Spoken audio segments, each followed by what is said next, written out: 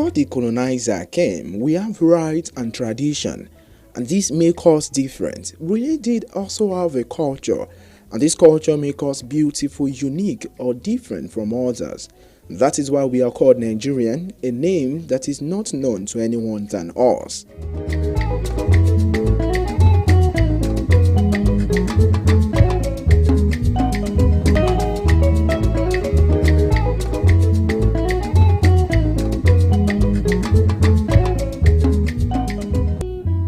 Good afternoon, and I welcome you to another episode of the Beauties in Our Land with Ebenezer Toba Ilori, the guide.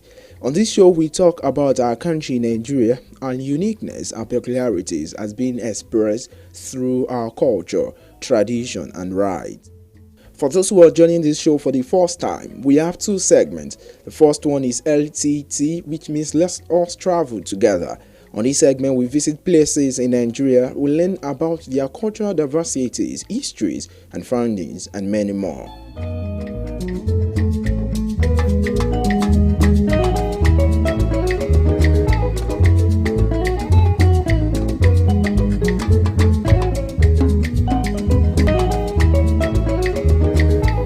The second segment is a spotlight segment. On spotlight segment, we talk about events, findings, and even talk about people who are full of wonders.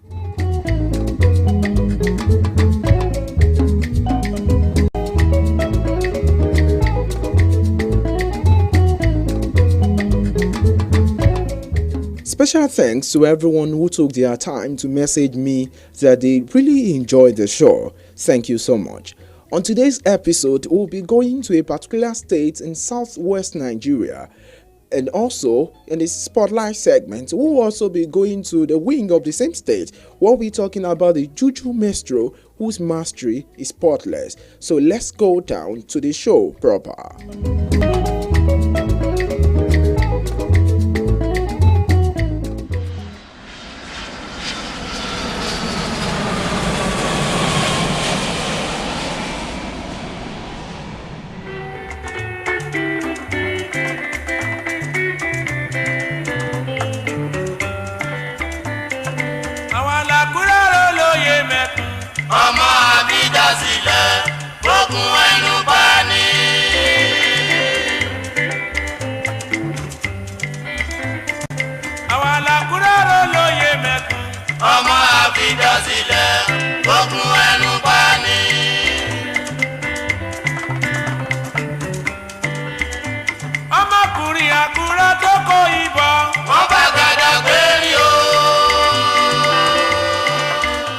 In 1915, the colonial government merged the division of Owo, Ondo, and Ekiti to form a new province with headquarters in Akure.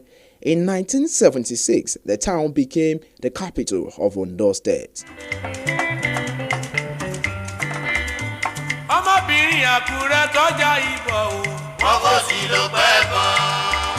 Akure is the city in southwest Nigeria and is the largest city and the capital of Ondo State. The city is known to have long, strong connections with Ife in Osun State.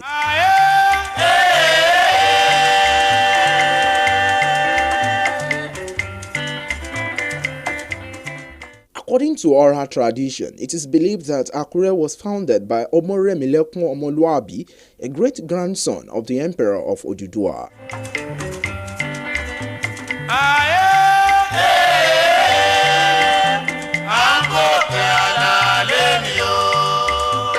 The prince left Ile-Ife, his great-grandfather's kingdom, in search of a place to settle after passing a street test administered by Oduduwa himself, and eventually founded the city upon his arrival in Akure region.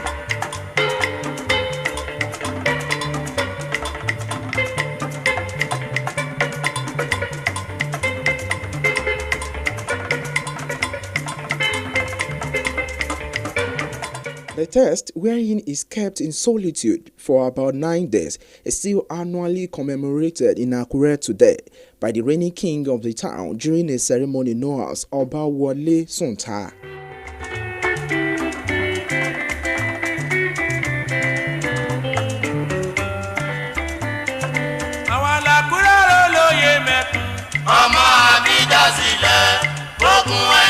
At the point where the prince and his party arrive at the exact location of the modern city, the string holding the heavy royal bead on his neck is said to have snapped, thus causing the people to exclaim, Akunre.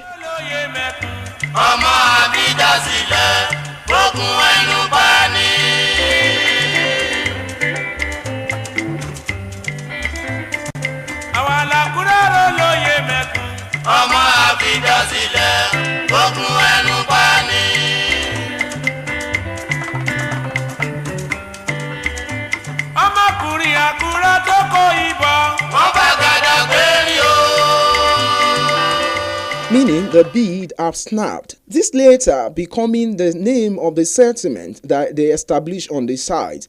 Over time, the phrase was returned down through its constant use to have become Akure.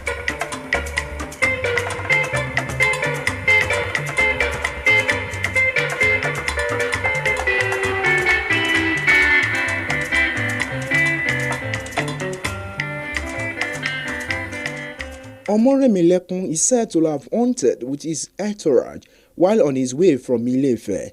He arrived in Akure and was proclaimed the Ashodeboyede, or the person who hunted and arrived with royalty.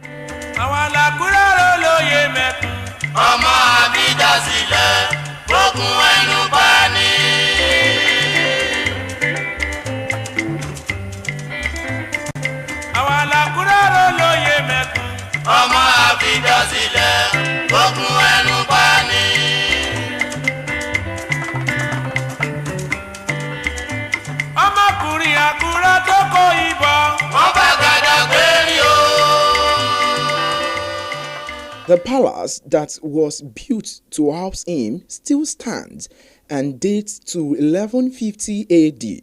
Originally, the kings of Akure that were born of him were referred to as Ajapada.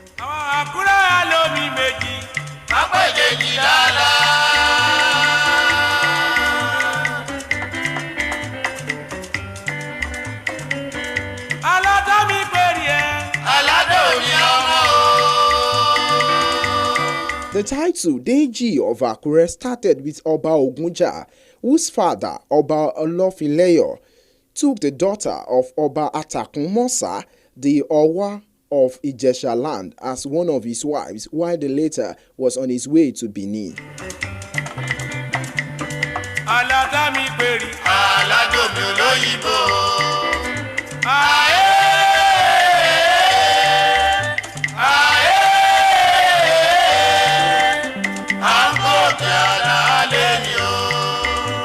By the time Atakunmosa was returning to Ilesha from the pilgrimage, the daughter Omoba Owawe Jokun had given birth to a son, while other dignitaries gave the little boy a common gift.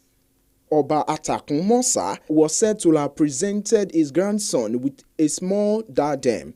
Owa Fadeji, that is, Owa gave him a diadem, became the praise name of the young boy.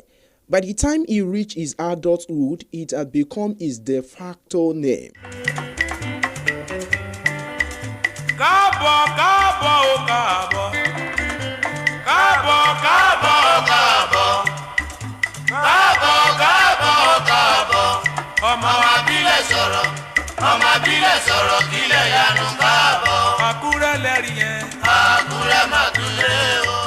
When Owa Fadeji became an Oba, the appellation assumed a titular importance because of his prominence as an Oba.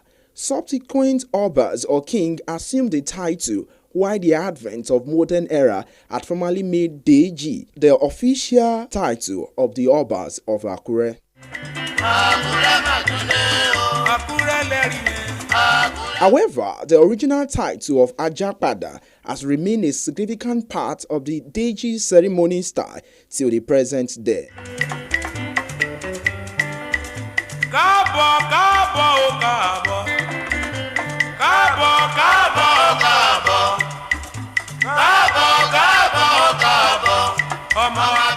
The titles of Oloyes and Omowaz, the Yafins and the Omobas and Oloris, are either bestowed by the Deji or acquired upon birth or marriage.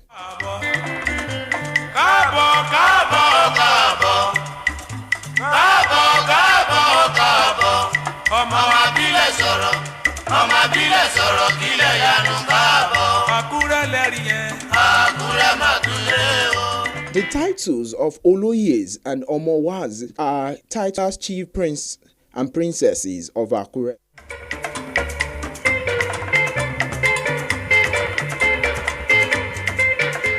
According to tradition, they are expected to serve as leaders within the royal family.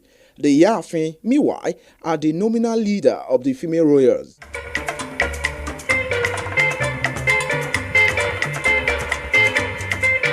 There are usually only one Yafin at a given time, and she's traditionally either the reigning Deji's mother or the stepmother or a ceremonial surrogate mother in the first instance, or a senior wife in the second one, where the Deji is himself a polygamous male.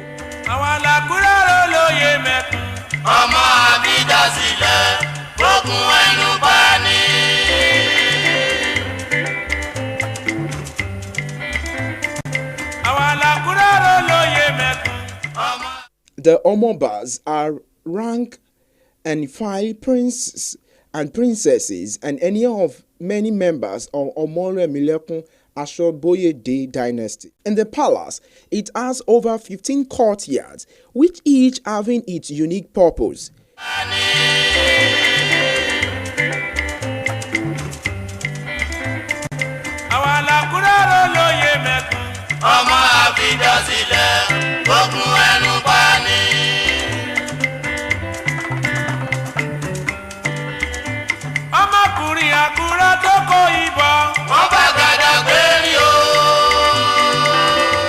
Ua Inla, Ua Ibura, Ua Jemifoun, Ua Ikomo are some of the names of the courtyard.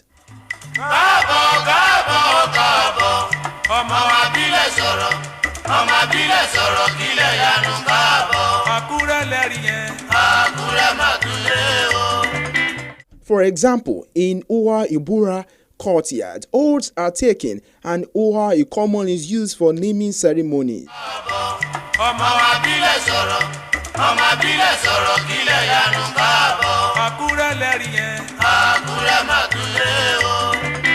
At present, a bigger and more modern palace is built to the south of the old palace ground, or Jaoba, which means the Oba's market. It's just a stone throw away from the palace.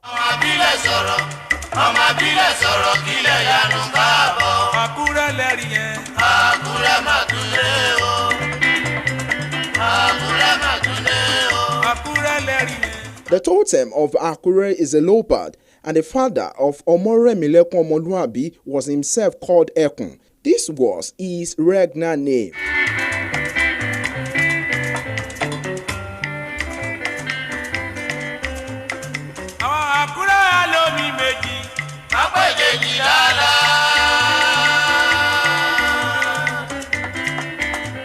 The symbol of Akure is the leopard, and the father of Omore Milekun Omoluabi himself was called Ekun. For this reason, every descendant of Akure clan has been addressed by an outsider as Omekun during their recitation of his or her praise poetry, or alternatively as Omo Akure Oloye Mekun, since Omoremi was said to have stayed for a while at Igboye before coming to our Akure region.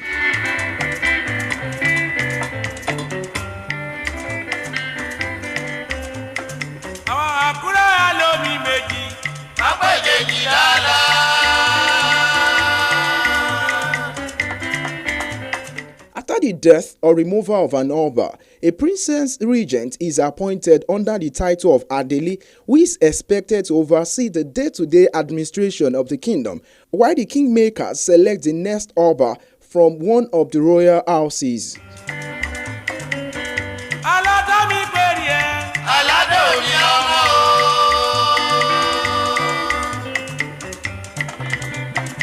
The Oloris are women that marry into the royal family. Their numbers could consist of a male Deji's wife or wives, the wives of the male Oloyes of the Omohuas, and the wives of male Omobas.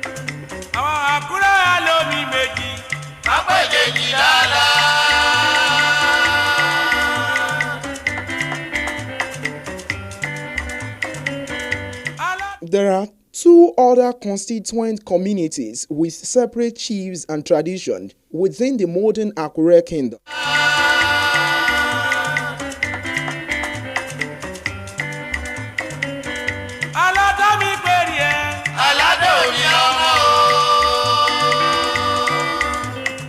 The prominence of the peer is Isekan, while the second of them is Isolo. The Baale of Isekan is known as Iralepo, while the Baale of Isolo is known as Osolo of Isolo. In the olden days, these were separate towns, but they were brought together under the nominal control of Akure as a result of numbers of war.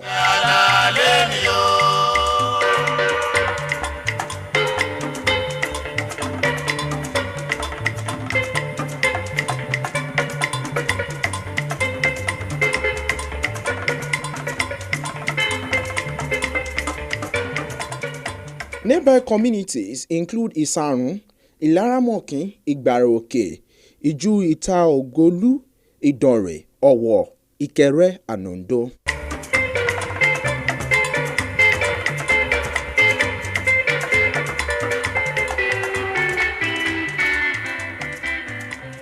This is how far we can go on the first segment of the show. Still remember, still the beauties in our land. Up next is a spotlight segment where today we'll be going to another wing of Ondo State. Today we'll be talking about the Juju Maestro whose mastery is spotless. Stay tuned, we'll be right back. This is still the beauties in our land with Ebenezer Toba Ilori.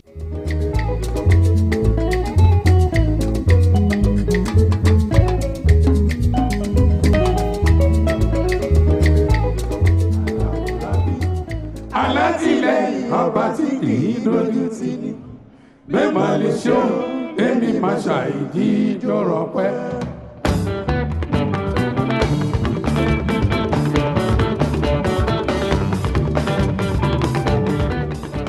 Born 22nd of September 1946, he is known professionally as King Sunny Ade. He is a Nigerian juju singer, songwriter, and multi-instrumentalist. His full name is Sunday Adeniyi Adegeye.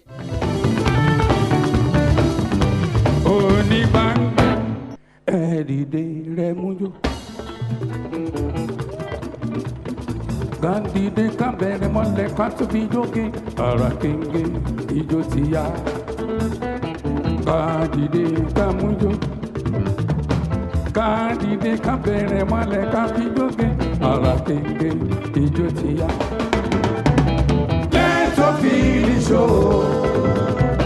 Let your body move.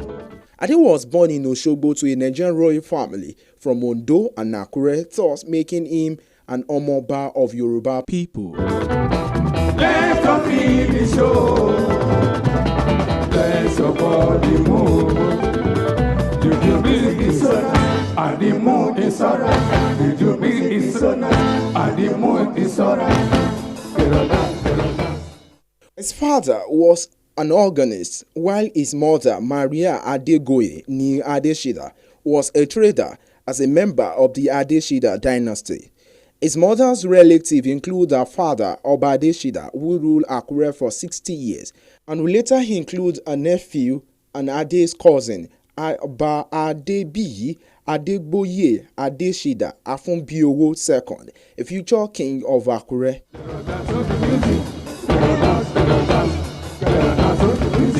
Let your feelings show.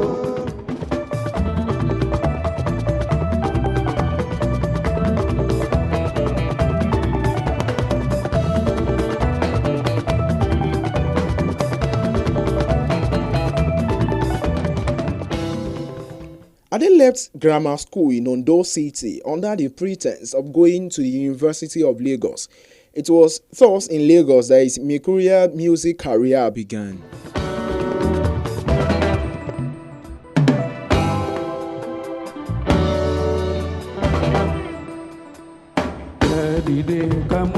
Sunny Ade's musical sound has evolved from early days. His career began with Moses Olaya's Federal Rhythm Dandies, an I Love band. He left to form a new band, The Green Spots, in 1967. Over the years, for various reasons ranging from changes in his music to business concern, Sunny Ade's band changed its name several times, first to African Beat and then to Golden Mercury.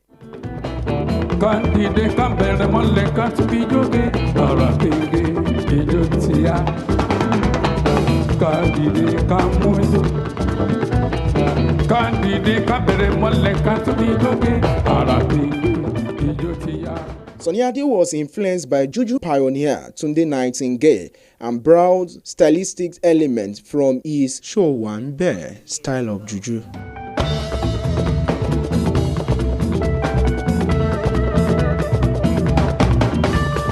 He founded King Sunny Ade Foundation, an organization that includes a performing arts center, a state-of-art recording studio, and housing for young musicians. Back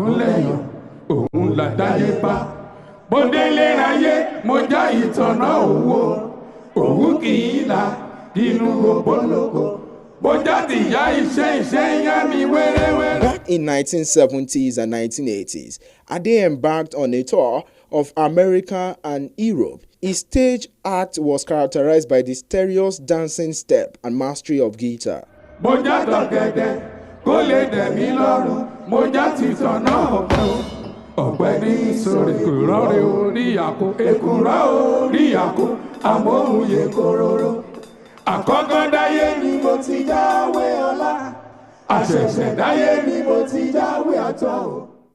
He was appointed a visiting professor of music at Obafemi Awolowo University in Ile-Ife in July of the same year. King Sunny Ade was inducted into Afropop Hall of Fame at Brooklyn African Festival in United States, which he dedicated the award to Michael Jackson.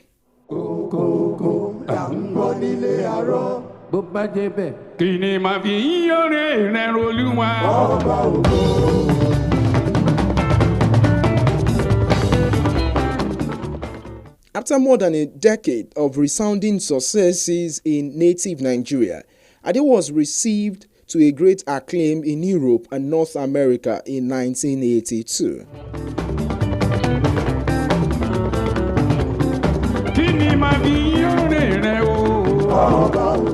The global release of Juju music and its accompanying tours was almost unanimously embraced by critics everywhere. Ade was described in the New York Times as one of the world's great lead band leaders, and a record as breath of fresh air, a positive vibration which we feel for some time to come.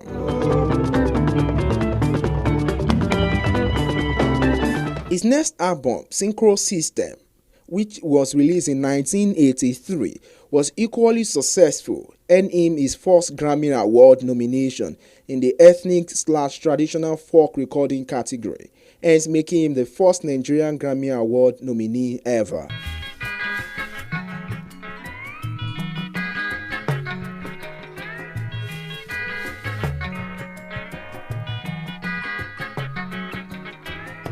Inibaro fún bàbá, inibaro fún yèyé, inibaro fún bàbá, inibaro fún yèyé, kinibaro mama, kinibaro, kinibaro, kinibaro, kinibaro fún mama mi bí mo délé. This is still the beauties in our land with Ebenezer Toba Ilori, and I hope you've enjoyed every bit of what we've talked about today. It's a pity that time is not by our side today. I hope you've enjoyed everything, and this is how far we can go today on today's show. I hope you've enjoyed every bit of today's program, like I said. And that is how far we can go today on the beauties in our land with Ebenezer Toba Ilori. Special thanks to all crew of production with Victor Akimpelumi in the lead. I want you to know that we are beautiful people and our land is indeed beautiful. Until next time, always be proud of where you're from. Thank you so much for your time. Good afternoon.